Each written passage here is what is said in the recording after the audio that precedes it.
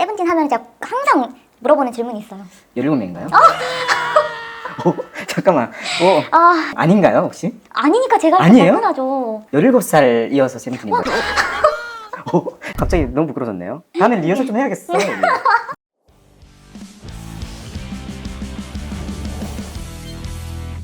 안녕하세요, 박곰입니다. 오늘도 우리의 지식을 충전해 주시기 위해서 벌써 빵 터지시면 안 되는데요.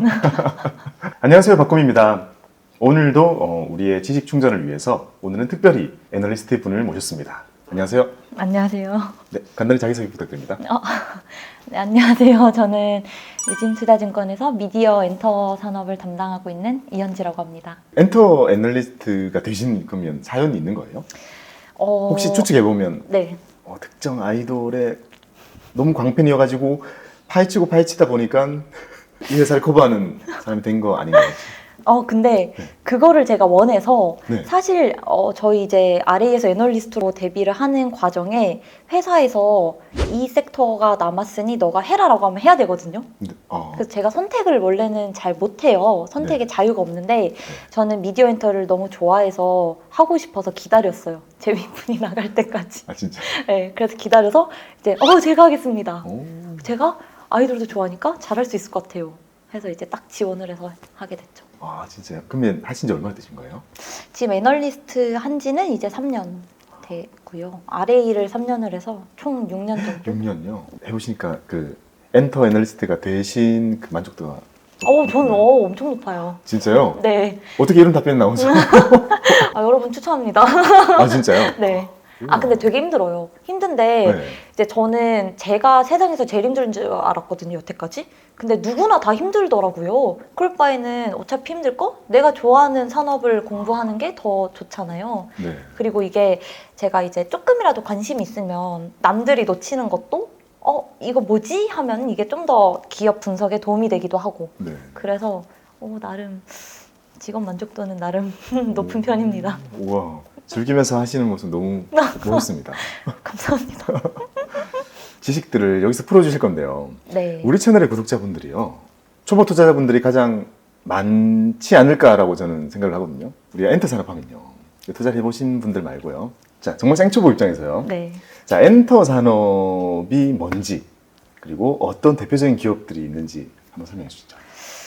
엔터라는 게 이제 큰 범주에서 보면 그 음악을 다루는 이제 4대 기획사가 있겠죠. 뭐 상장사로 보면 하이브, SM, YG, JYP 이런 회사들이 있을 거고 이 외에도 이제 엔터라고 할 때 그냥 앞에서 제가 쉽게 설명드릴 때 그냥 우리가 보고 듣고 즐긴 모든 문화를 통칭하는 것들 네. 이걸 이제 엔터라고 보면 뭐 우리가 드라마도 많이 보잖아요. 네. 그럼 드라마 제작사들도 엔터 산업 안에 포함이 되고 네. 그리고 뭐 광고하는 것, 막 광고, 5개 광고, 막 디지털 광고 많잖아요. 이런 광고하는 광고 대행사들도 엔터 안에 포함이 되고요. 네. 영화, 극장들도 이제 엔터고, 배급하는 배급사도 영화 이제 관련 주고. 그래서 엔터라고 하는 거는 어렵게 생각하실 필요가 없고, 그냥 정말 내가 일상에서 즐길 수 있는 산업들을 엔터라고 생각하시면 될 것 같아요. 우리가 보고 듣고 즐기는 그 행위는 그냥 하잖아요. 투자를 하지 않더라도요. 그쵸. 근데 그걸 하다가 이거 기업 투자할 수 있을까라고 했을 때 보통은 투자할 수 있잖아요. 그쵸. 그래서 우리 구독자분들한테 너무 좋을 것 같습니다. 그리고 제가 이걸 엔터 범주에 넣기는 좀 애매모호할 것 같아서 뺐는데 그런 네. 것들도 있어요. 이제 카지노, 아, 레저, 여행 이런 것들 다 네. 엔터로 이제 큰 범주에서 볼 수 있거든요. 정말 우리가 보고 듣고 즐기고 그냥 놀 수 있는 모든 것들을 네. 엔터라고 생각하시면 좀 더 쉽게 접근할 수 있지 않을까. 그럼 그 중에서요. 커버하시는 것들 중에서 그러면 하나씩 이렇게 알겠습니다. 해볼게요. 그러면 네. 제 일부로 가져갈 만한 건 가장 대표격인 가장 핫하고 관심이 많으실 이제 엔터, 그 엔터사. 기획사를 기획사. 먼저 해볼까요? 네, 그걸 해볼게요. 근데 제가 이제 초보 투자자를 대신해서 빙의해서 질문을 드려보면 네, 들어오시죠. 초보 투자자님 들어오시죠. 자, 초보 투자자 입장에서요. 원래 3사였잖아요. 그쵸? 근데 4사가 되면서 그냥 이게 3개가 4개가 됐다는 게 아니라 4사가 되면서 산업 자체가 많이 바뀐 것 같아요. 그리고 제가 10년 전쯤에 그때 막 자산관리사로 있을 때는요. 많은 사람들이 우스갯소리로 야 엔터는 1.5 넘어. 엔터는 1.5 넘어. 이런 맞아요, 얘기를 많이 맞아요. 했었단 말이죠. 아무리 글로벌화 되어도 결국에는 못 가더라라는 얘기를 참 많이 했었거든요. 맞아요. 그래서 제가 거기서 퇴사할 때까지, 그러니까 거기서 떠날 때까지도 저는 엔터가 우악 커지는 거를 사실 못 보고 떠났는데 이제 정신 차려 보니까요. 사사가 되어 있고 그죠? 갑자기 방탄 선생님들이 갑자기 같이 싹쓸이를 하고 네. 있고 세상이 바뀌어 있는데 어라 하면서 열어보니까 엔터 기업들이 너무 커져 있는 거죠. 맞아요. 그래서 이 큰 변화가 뭐가 있었는지 되게 궁금하고요. 그리고 그 후에 그러니까 그 전과 달리요. 그 후에 우리가 이제 엔터 딱 하면 빅4 어떻게 바라봐야 되는지 그 좀 시각을 만들어 주세요. 네, 그럼 이제 좀 쉽게 네. 좀 풀어가면 우선은 엔터 3사 사실 이제 하이브 전에 빅히트라는 이름으로 상장을 했었죠. 제가 이게 되게 의미가 있는 게 빅히트라는 회사가 2020년 10월 14일에 상장을 했어요. 2020년요? 네. 10월 14일? 네. 15일인가? 14, 15 아. 둘 중 하나거든요. 네. 제가 이걸 왜 기억하냐면 제가 처음으로 이닛한 날짜예요. 아, 애널리스트로. 네, 그래서 좀 의미가 깊은데 우선 엔터사를 볼 때 사실 엔터사가 그동안 좀 부진했었던 이유는 특히 2019년에 이제 버닝썬 게이트가 터지면서 가치 산업 자체가 좀 몰락을 하는 상황이었었거든요. 그래서 엔터라는 회사 자체를 볼 때 이거는 단순히 좀 더 쉽게 말하면 그냥 노래 부르고 춤추는 게 뭐 산업이야 라고 생각을 많이 해왔고 그 사람에 대한 비즈니스의 리스크가 너무 크기 때문에 쉽게 말해서 누구 하나가 논란을 일으킬 만한 행동을 한다면 바로 주가에 반영이 되니까 이게 뭐 산업이야 이거는 뭐 주식시장에서 1조 이상의 밸류를 받기 힘들어 이런 인식들이 계속 있었던 거죠. 이 고질적인 디스카운트가 있었네요. 그쵸. 이거를 산업으로 보기 힘들었던 거예요. 그 당시만 하더라도. 근데 그럴 수밖에 없는 게 사실 요새 음반, CD를 요새는 많이 사지만 CD를 솔직히 뭐 직접 듣진 않잖아요. 근데 이제는 유튜브 음악을 어디서든 들을 수 있게 되면서 사실상 CD라고 하는 거를 사는데 의미가 크게 없었어요. 그래서 1919년까지만 하더라도 국내 앨범 시장이 전체 2천만 장 정도밖에 판매되는 규모가 아니었거든요. 2018년, 19년이 2천만 장 앨범에서 크게 변화가 없었어요. 왜냐면 앨범을 살 이유가 없잖아요. 이제는 CD를 듣지도 못하고 앨범을 산다 해서 딱히 뭐가 있는 것도 아니고 그러다가 이제 팬데믹 이후 2020년에 접어들면서 이제 빅히트라는 회사가 상장하기도 했고 조금 더 팬덤이 해외로 많이 뻗어나가게 된 거예요. 국경이 막혔잖아요. 네. 그래서 우리는 이제 어떻게 돈을 벌어야 될까를 했을 때 그러면 가장 먼저 국경이 열린 미국에 한번 진출을 해보자. 미국 시장에 먼저 두드려보자 하면서 미국으로 나가면서 K-팝 가수들이 2020년, 21년도에 미국에서 정말 많이 활동을 했어요. 우리가 아는 가수, 모르는 가수 모두가. 그러면요. 이렇게 생각하면 될까요? 팬덤이라는 게 엔터 산업에 정말 큰 분기점 역할을 한 거네요. 사실은 안 될 줄 알았는데 정말 큰 분기점이 됐었던 거죠. 그리고 그 바로 직후 한 1, 2년 동안 우리는 좀 갇혀 있다고 생각했지만 거기서는 활동을 하면서 그쵸. 커지고 있었던 거네요. 맞아요. 그래서 2019년에 2천만 장이던 음반 판매량이 2020년도에 이제 4천만 장까지도 올라섰고 2021년에는 5,500, 2022년은 8천만 장까지도 급성장을 하면서 앨범이 올라갔어요. 그냥 인구를 훌쩍 넘어버렸네요. 그쵸. 그럼 이게 한국에서만 왔다고 보기는 어려운 거죠. 네. 왜냐하면 2019년까지만 해도 내수 중심이었을 테니까 네. 뭐 내수와 아시아 중심? 그러니까 앨범이 정체돼 있다가 해외로 뻗어나가면서 2배, 3배씩 계속 올라가는 거예요. 지금은 아마 2023년은 많이 팔렸겠죠? 이미 1억 이상을 기록을 할 정도로 앨범이 계속 늘고 있어요. 이 배경은 해외, 특히 서구권에서의 팬덤이 새로 유입이 되고 있기 때문이다. 와, 우리나라 가수들의 앨범이 1억 장이 넘게 팔리고 있어요, 지금요? 그쵸. 지금 벌써 뭐 많이 아실 수도 있지만 뭐 세븐틴, 스트레이키즈 이런 가수들은 500만 장 이상 앨범을 파는데 1년에 활동을 2번 하거든요. 그러면 이 그룹당 거의 뭐 1,000만 장 이상은 깔고 가는 건데 1,000만 장이 10번만 있으면 벌써 1억인 거잖아요. 그래서 많이 팔고 있습니다. 이게 저 그런 생각이 좀 들었어요. 뭔가 새로운 가수가 나오고 새로운 노래가 나오고 히트를 하면 잘 따라가고 있다고 생각을 했었거든요. 어느 순간까지는. 근데 갑자기 눈 깜짝할 사이에요. 새롭죠? 너무 새로워졌어요. 그러니까 저만 그렇게 느끼는 게 아니라 네, 맞아요. 이렇게 된 게 얼마 안 된 거네요. 그쵸. 걱정하실 필요 없어요. 얼마 안 됐어요. 다행이다. 걱정하고 있었는데 네. 못 쫓아가는 것 같은 느낌이 좀 들어가지고요. 근데 이제 좀 쫓아오셔도 괜찮을 것 같아요. 산업으로서 발전을 하기 시작했기 때문에 이제 조금만 관심을 가지시면 네. 다른 사람들보다 조금 더 앞서서 투자에 먼저 시작할 수가 있다. 만약에 스트레이키즈라고 하는 가수를 아셨다면 네. 몇 달 전에만 아셨어도 이제 JYP 투자하면은 지금 연초 대비 80% 이상이 올랐으니 조금만 일찍 알았어도 나는 수익을 낼 수 있었고 세븐틴이라는 가수만 알았어도 이제 연초 대비 지금 하이브가 60% 이상 올랐으니 이제 조금 더 투자에 성공할 수도 있었고 뭐 그런 거죠. 그러면 자 이렇게 빅4가 됐잖아요. 빅4 이 대략적인 규모를 좀 순서대로 해가지고요. 대표적인 가수랑 지금 하고 있는 활동이나 이런 거 좀 말씀해 주시겠어요? 우선은 가장 큰 회사가 하이브겠죠. 하이브. 네. 옛날에 빅히트. 네. 하이브죠. 빅히트가 이제 이름을 바꿔서 하이브로 사명을 변경을 했는데 하이브에서의 가장 돈을 많이 벌어다 주는 유명한 가수는 당연히 아주 우리의 대단하신 방탄소년단님들께서 하이브 소속이고 근데 사실 방탄소년단은 누군지는 모르고 이름은 몰라도 얼마나 돈을 잘 벌고 유명한지 모두가 아시잖아요. 네. 그래서 이제 방탄소년단 말고 또 하이브에서 주목할 만한 가수를 좀 말씀을 드리려고 하는데요. 그 다음으로 앨범이랑 공연에서 좀 돈을 잘 버는 게 세븐틴이라는 세븐틴? 가수입니다. 네. 네, 세븐틴 하면 제가 항상 물어보는 질문이 있어요. 17명인가요? 오, 잠깐만. 오, 아, 제가 이 질문을요. 세븐틴 몇 명입니까 하면은 아닌가요, 혹시? 아니니까 제가 할 아니에요? 거 당연하죠. 아, 설마 17명을 정말 세븐틴으로 지었겠어요? 17살 이어서 세븐틴인 와, 거예요? 그게 두 번째로 많이 나온 얘기예요. 제가 정말 세븐틴 하면은 모를 수 있죠, 당연한데. 오, 갑자기 너무 부끄러워졌네요. 다음엔 리허설 좀 해야겠어. 전혀 안 하고 했더니. 네. 항상 진실. 세 개의 답변이 나와요. 가장 먼저 나오는 게 17명입니까? 아닙니다. 두 번째, 그럼 17살 뭐 소년들 한 겁니까? 아닙니다. 그럼 세븐틴이니까 7명? 아니거든요. 13명이에요. 이제 13명의 멤버가 있고 거기에 이제 유닛이 3개가 있어요. 퍼포먼스 팀, 힙합 팀, 보컬 팀. 오. 그래서 13명의 이제 3개의 팀, 3개의 유닛에다가 네. 이제 그 팬클럽이 캐럿이거든요. 다이아몬드 캐럿. 13명과 이 3명과 이제 팬클럽까지 해가지고 우리는 이제 플러스 1 하나의 캐럿 해가지고 17. 아, 뭐 그런 의미가 되게, 있다고 합니다. 되게 어렵군요. 예, 이걸 맞추는 것부터가 불가능했어요. 예. 좀 마음이 편해졌습니다. 예, 그 세븐틴이라고 하는 여러분들도 아무도 몰랐던 그 가수가 네. 이번에 선주문으로 4월에 이제 앨범을 발매했는데 선주문으로 네. 464만 장의 앨범을 판매를 했습니다. 464만 장요. 네. 근데 그 수치가요. 대략 우리가 어느 정도 대단한 거다라고 느끼면 맞아요. 될까요? 그래서 그거를 이제 비교를 해서 말씀을 드릴게요. 네.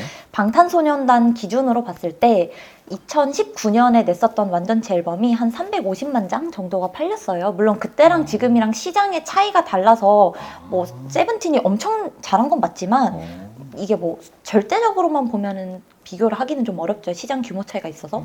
그치만 이제 세븐틴이라는 가수가 400만 이상을 판매했다는 거에 대해서는 생각보다 누군지 모르는 애 인기가 많구나라는 걸 좀 체감을 하실 수 있을 것 같아요. 네. 그리고 이 세븐틴이라는 가수가 일본에서 인기가 정말 많거든요. 그래서 일본에서 한국 가수들 포함해서 아시아 가수들이 가장 서고 싶어하는 무대가 도쿄돔이거든요. 네. 여기가 이제 회당 5만 명 규모의 도쿄돔에서 공연을 하는 건 일본에서 정말 인기가 많다는 거예요. 근데 이제 이번에 도쿄돔에서 팬미팅을 또 진행을 했었고요. 네. 팬미팅은 콘서트랑 다른데 팬미팅을 돔에서 진행할 정도면 일본에서 인기가 정말 많다는 의미예요. 원래 그런 문화가 있어요? 돔에서 팬미팅을 해요? 왜냐면 수요가 너무 많으니까 보통은 뭐 아레나급, 홀급에서 하던 거를 네. 이제 너무 수요가 많으니까 캐럿랜드라는 이름으로 매년 진행을 하거든요. 그래서 이제 도쿄돔에서 2번, 오사카 교세라돔에서 2번 해가지고 총 4번의 팬미팅을 5월에 진행을 했었고 이제 올해는 이제 하반기에 또 일본 돔 여러 개 지금 각자 지역마다 지금 돔 투어를 계획하고 있거든요. 그런 식으로 가장 이제 음반에서도 공연에서도 돈을 많이 벌어다 주는 가수가 세븐틴이다. 와, 진짜 정리가 딱딱 되네요. 그러니까 방탄 선생님들이 이제 세상을 향해 문을 열었고 그쵸? 세븐틴이 나가가지고 세븐틴 일본에서 더 큰가요? 좀 인기나 이런 거요? 사실 이제 절대적 규모는 어느 지역이나 방탄소년단이 가장 크지만 네. 제외하고 본다면 일본에서 인기가 많은 그룹 중 하나가 이제 세븐틴인 거죠. 그 정말 뒤를 많아요. 이어서 엄청나게 많은 지금 돈을 벌어들이고 있다. 네, 엔화를 싹쓸이 하고 있으시죠.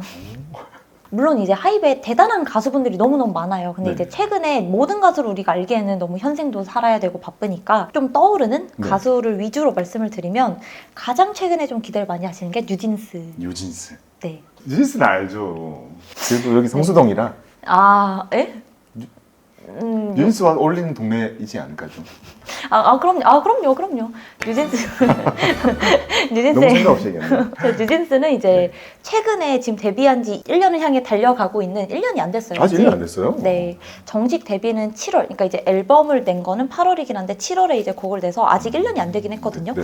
근데 그 뉴진스가 이번에 이제 7월에 앨범을 발매하는데 굉장히 많이 팔릴 거라는 기대감이 커요. 시장에서는 그래도 지금 블랙핑크를 제외하고 블랙핑크는 이제 350만 장 정도 앨범을 팔았었거든요. 저번 앨범이. 그래서 네. 가장 넘사의 걸그룹인데 이제 그 다음으로 선주문 기준으로 앨범을 많이 팔았던 게 트와이스랑 에스파라는 가수가 있어요. 각각 네. 180만 장. 근데 이제 뉴진스가 이 근처까지 접근할 거다라는 기대감이 계속 하이브 주가에 반영이 되고 있는 상황이라서 이제 뉴진스는 데뷔한 지 1년도 안 됐는데 생각보다 빠르게 성장을 하고 있다. 그래서 이 두 가수 세븐틴과 뉴진스를 조금 주목해서 보시면 하이브를 이제 볼 때 아 얘네가 돈을 이렇게 벌고 있구나 근데 좀 도움이 되실 것 같아요. 네. 이렇게 우리가 이제 하이브는 정리를 좀 해보고요.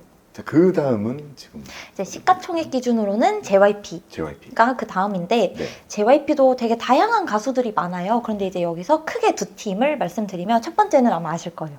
트와이스. 트와이스. 맞췄어요. 네. 피디님 좀 봐주세요. 맞췄어요. 저 이번에. 아유 대단하십니다. 박수 받고 북 끄긴 처음이네요. 트와이스 몇 명인지 아세요? 10손가락 안에 있어요. 트와이스 멤버를 한 명씩 얘기하면 맞출 수 있을 것 같은데요. 그게 더 싫어요.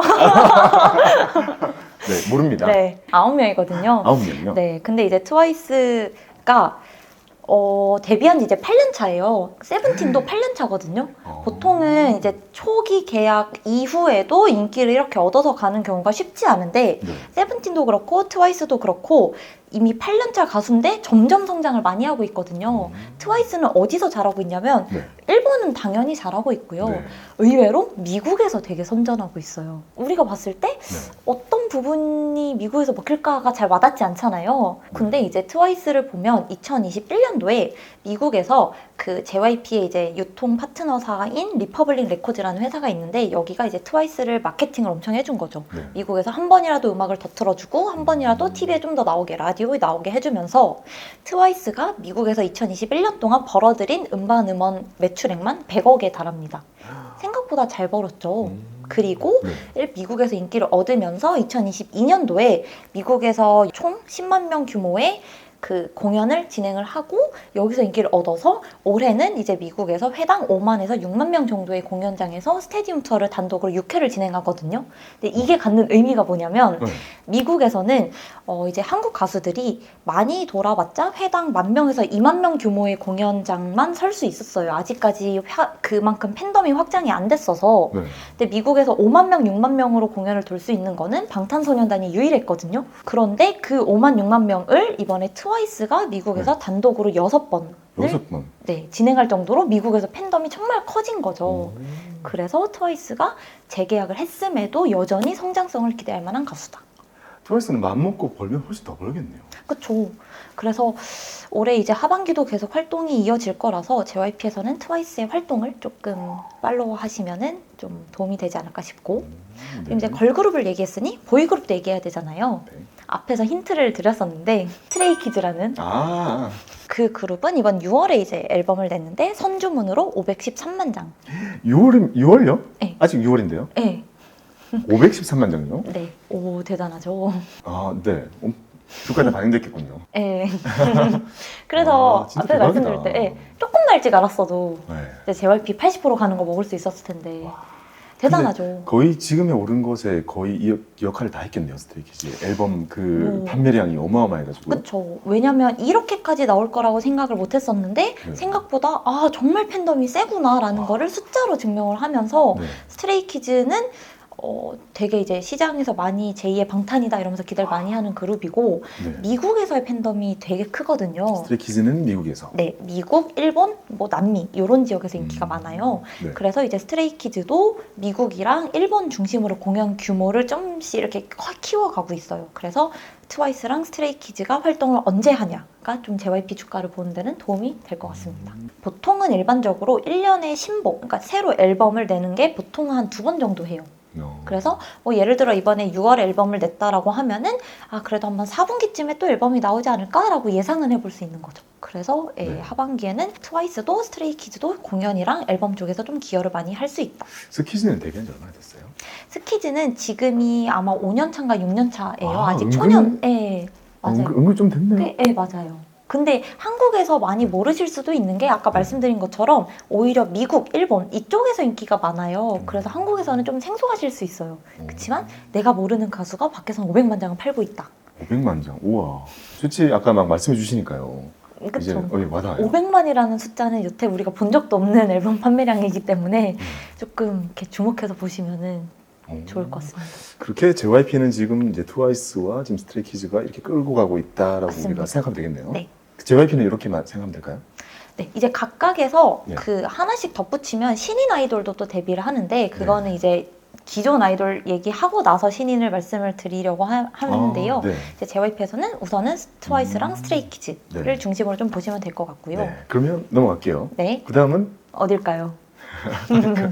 SES가 데뷔했을 때가요. 네. 데뷔하고 바로 다음에 아마 SM이 상장했을걸요?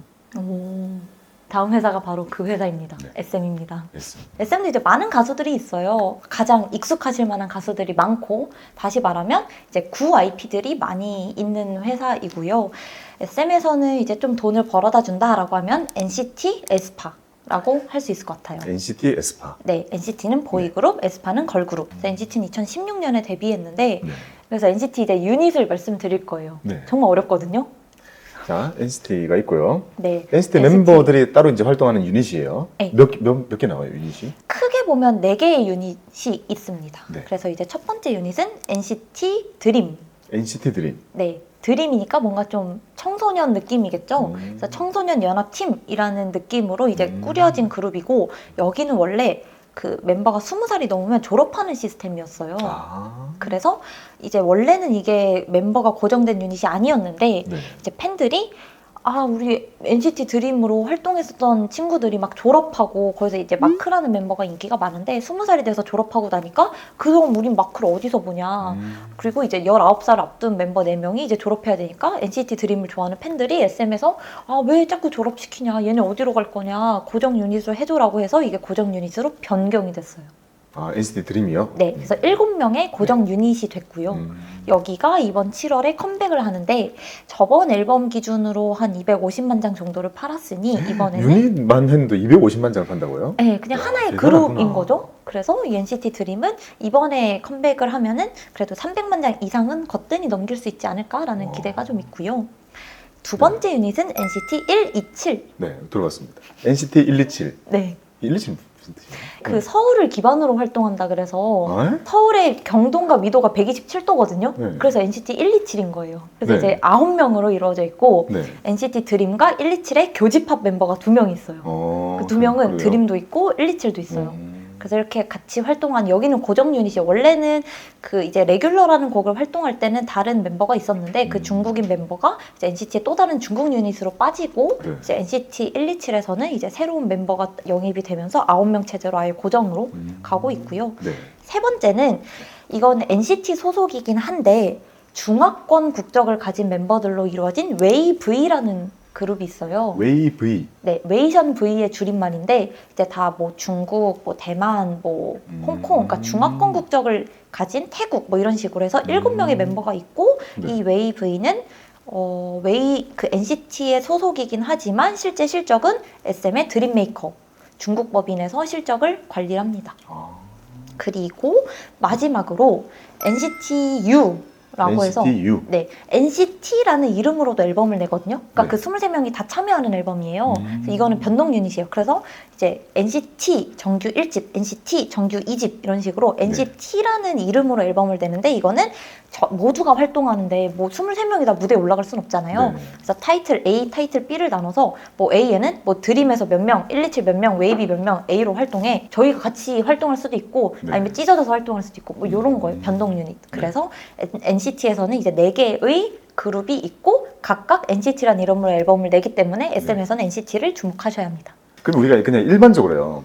그냥 단독 아이돌 그룹으로 만약에 우리가 좀 떼어서 생각해 본다면 어떻게 보는 게 제일 편할까요? NCT라는 게 지주사가 있는 거예요. 네. 그 밑에 그냥 계열사가 4개가 있는 거예요. 그렇다 해서 뭐 이제 뭐 말씀드리겠지만 CJ라는 지주사가 있고 뭐 CJ, ENM 등등등이 있는데 얘가 있다고 해서 얘를 같은 회사라 보진 않잖아요. 네. 각각 다른 회사. 그냥 NCT라는 거에 묶여 있을 뿐이지 각각의 4개의 그룹인 거예요. 그럼 그래- 그 중에서요 앨범 제일 많이 파는 쪽이 아까 얘기했던 그 드림.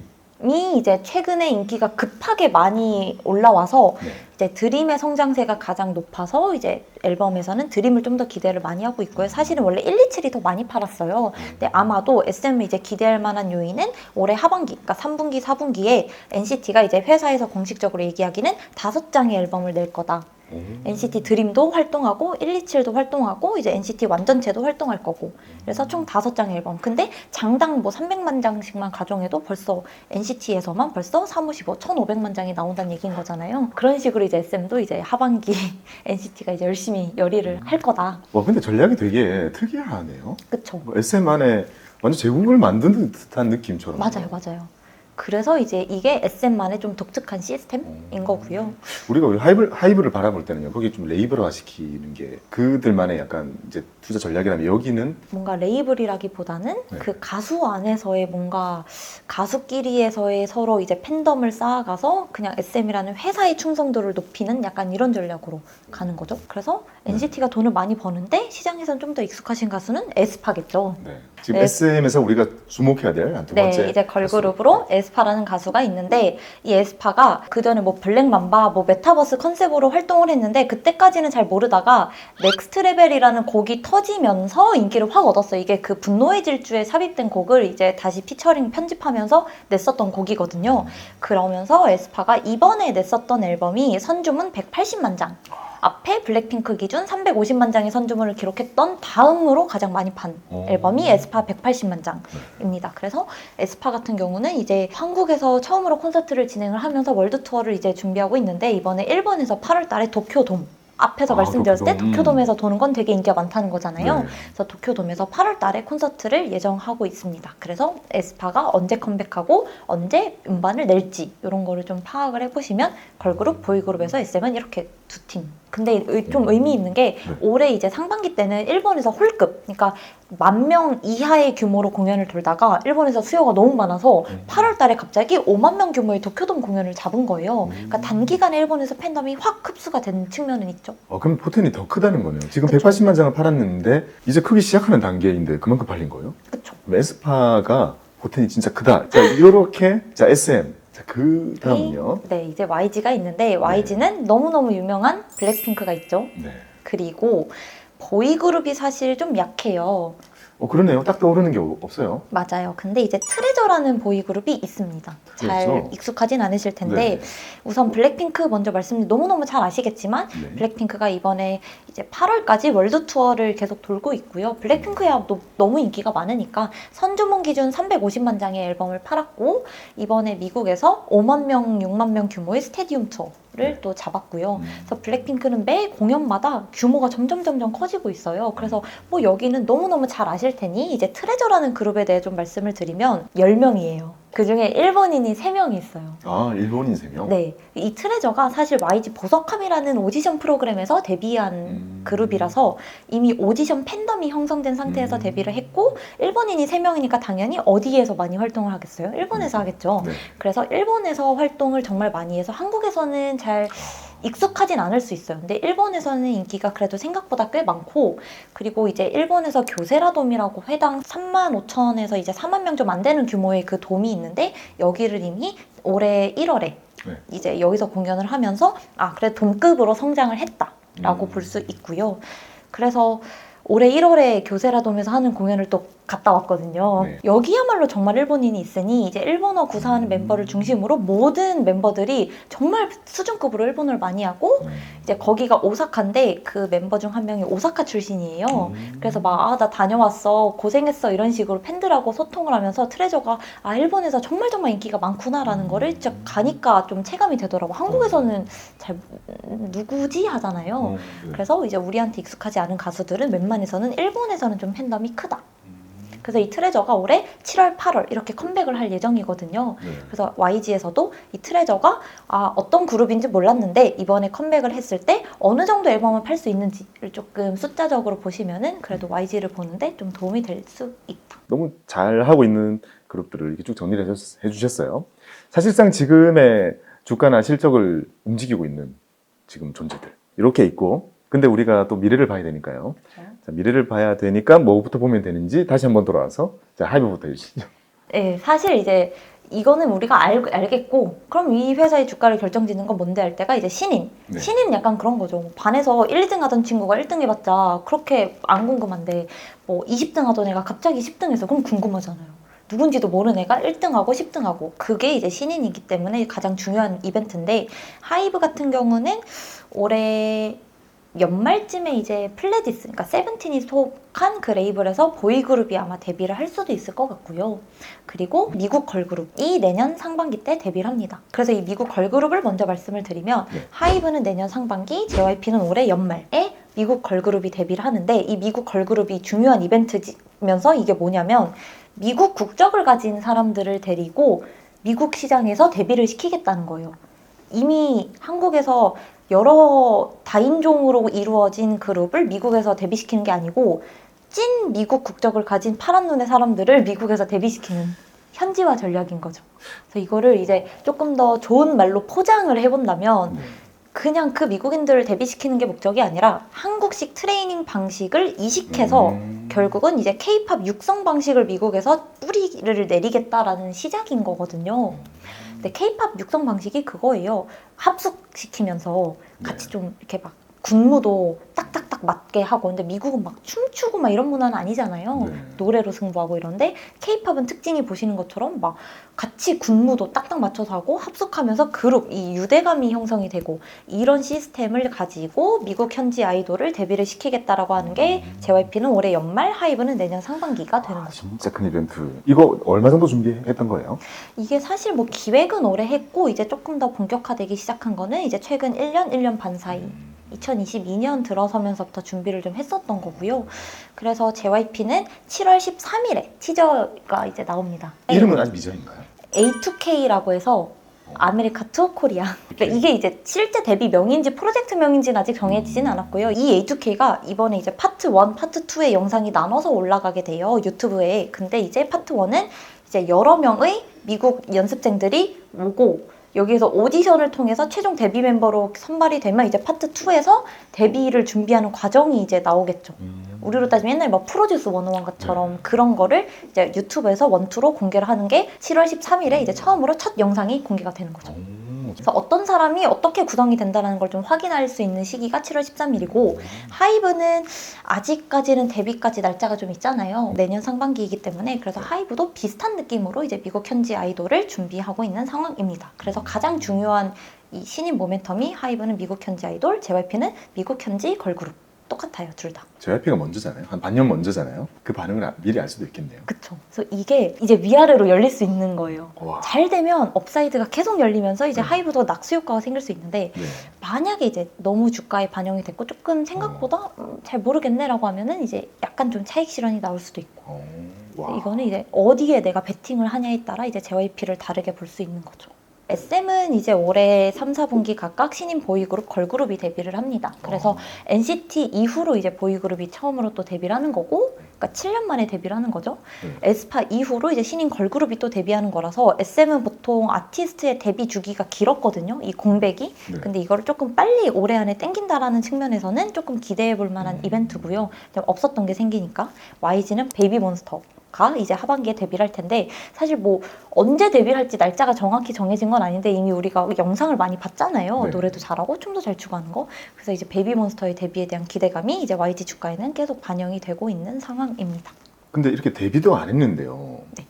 유튜브 조회수 너무 많이 나오고 이렇게까지 많이 올라가는 게 좀 생각해요. 구독자 수만 엄청 많이 막 거의 200만 이상이 된 걸로 아는데 이것도 이제 하나의 전략인 거죠. 왜냐면 누군지도 모르는데 데뷔하는 것보다 네. 이미 인지도 쌓고 기대감을 상승시킨 상황에서 데뷔를 하게 되면 앨범이라든지 인지도라든지 뭐 음원이라든지가 한 번에 팡 튈 수 있기 때문에, 그래서 좋게 보면 잘 되면 이제 YG 주가를 계속 견인할 이벤트고, 안 좋게 보면 기대감이 너무 선반영됐기 때문에 그 세론이 나올 만한 이벤트로 볼 수도 있고요. 이 엔터 기업들 주가가 계속 올라왔잖아요. 네. 전반적으로 확 올라가 있는데 지금 말씀해 주신 것들이 거의 반영돼 가지고 있을 가능성이 크니까 네. 잘 되면 대박이겠지만 무섭긴 하네요, 또 한편으로는.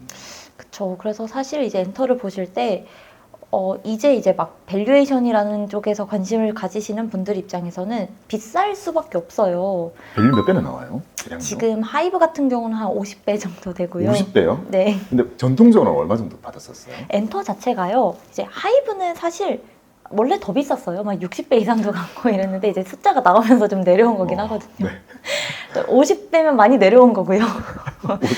놀랍죠. 제약바이오 회사 같죠? 네, 그렇게 됐고. 50배? 네. 네, 이제 JYP가 지금 한 30배 조금 넘는 상황이고, 그 SM이랑 YG가 한 20배 중반 정도. 20배 중반. 네, 근데 그게 싼 거거든요, 엔터에서는. 그렇게까지 이제. 네, 그러니까 고평가를 밸류에이션을 중요시하는 분들 입장에서는 이제 섣불리 손이 나가기는 힘들겠죠. 아무래도 비싸다라는 생각이 있으니까. 근데 불과요. 작년 10월 정도만 돼도 엔터 기업들이 다 쌌잖아요. 그쵸. 다 쌌었고 그때 사실 그 SM의 그 지분 이야기가 나오기 전까지만 해도 엔터들이 다 쌌었단 말이죠. 맞아요.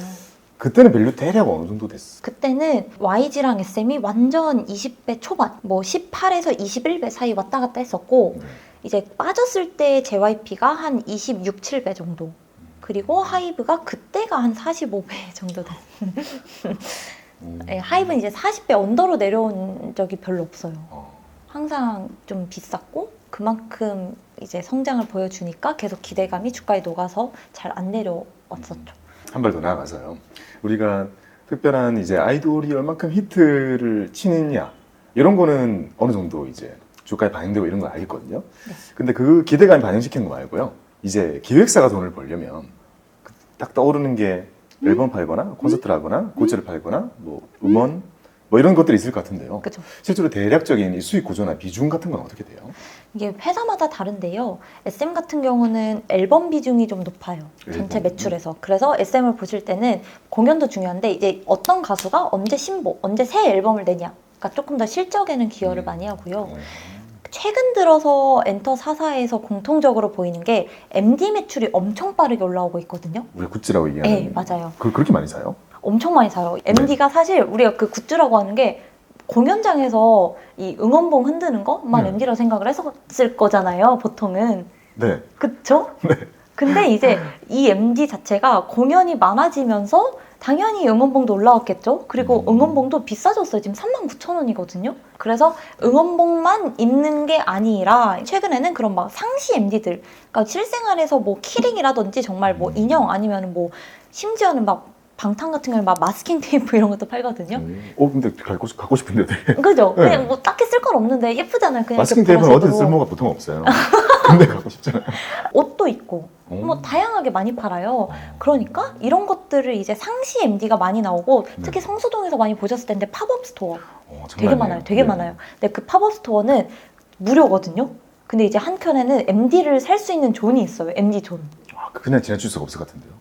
못 지나치죠. 그리고 여기는 심지어 예약을 미리 해야 돼요.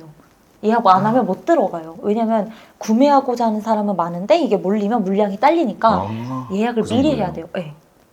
그래서 팝업 스토어를 많이 열면서 MD가 많이 팔려서 엔터 4사에 공통적으로 최근에 많이 매출을 차지하는 건 MD. 공통적으로? 네. 이거 혹시 수출도 많아요? MD를 이제 플랫폼, 그러니까 뭐 하이브 같은 경우는 위버스란 플랫폼이 있고, 뭐 JYP는 JYP360 자체 몰이 있고, 뭐 YG도 이제 뭐 자체 몰도 있고 이런 데서 해외 배송도 다 해주거든요. 그러니까 MD를 정말 많이 사는데 MD가 딱 봐도 마진이 많이 남게 생겼잖아요. 많이 남아요. 네. MD마다 구성 품목마다 다른데 정말 많이 남는 거는 70%까지도 마진이 남거든요. 70%요? 저희도 굿즈 있습니다. 지금 안 드릴게요. 이런 굿즈를 파는데 네. 자, 제 굿즈입니다.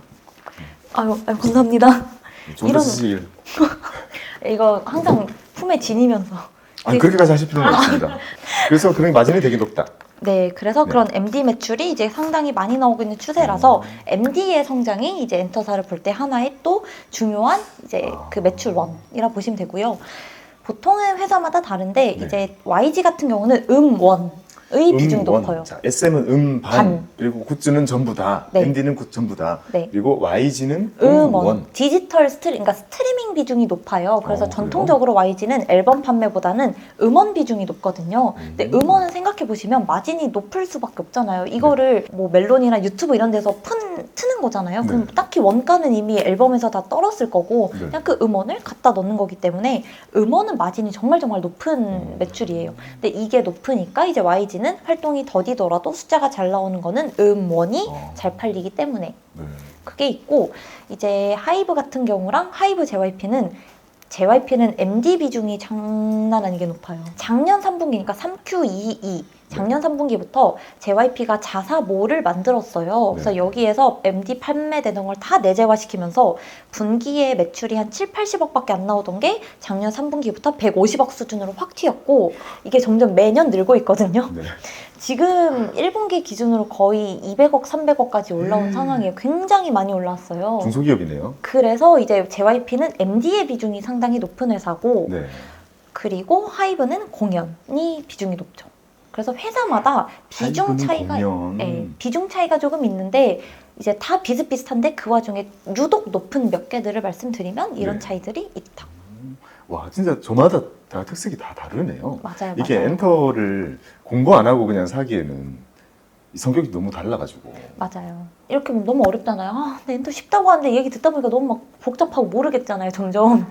그냥 엔터에 접근하실 때는 그냥 저는 엔터도 그렇고 드라마 제작사도 그렇고 그냥 내가 실생활에서 내가 많이 들어보고 나한테 익숙한 회사를 먼저 공부를 해보시면 그냥 자연스럽게 될 것 같아요. 그래서 만약에 내가 방탄소년단을 좋아해. 그럼 하이브라는 회사를 한번 찾아보는 거예요. 이렇게까지 볼 필요도 없고 하이브 보다 보면 아 방탄소년단이 뭐 개인으로 앨범을 또 낸다고 하네. 그러면 뭐 혼자 내면은 또 많이 팔리지 않을까? 이런 식으로 조금씩 접근을 해보시면 이렇게까지 세세하게 안 보셔도 좀 더 마음 편하게 보시지 않을까요? 이제 엔터가 그래서 비싸지만 하반기에도 우리가 기대할 이벤트가 없는 건 아니거든요. 신인 데뷔도 많고 이제 본업에서의 성장도 많이 나올 거고 그리고 뭐 하이브 같은 경우는 위버스라는 플랫폼에 이제 구독 멤버십이 도입이 되거든요. 없었던 공짜로 쓰던 플랫폼을 유료화하는 거예요. 그러니까 당연히 돈을 또 벌겠죠. 네. 그런 것도 있고 미국 진출도 있고 많이 올랐음에도 하반기에도 우리가 충분히 기대할 업사이드 요인들이 많으니 이런 것들을 하나씩 조금 찾아보시면 네. 투자하는데 조금 도움이 되지 않을까 하는 생각입니다.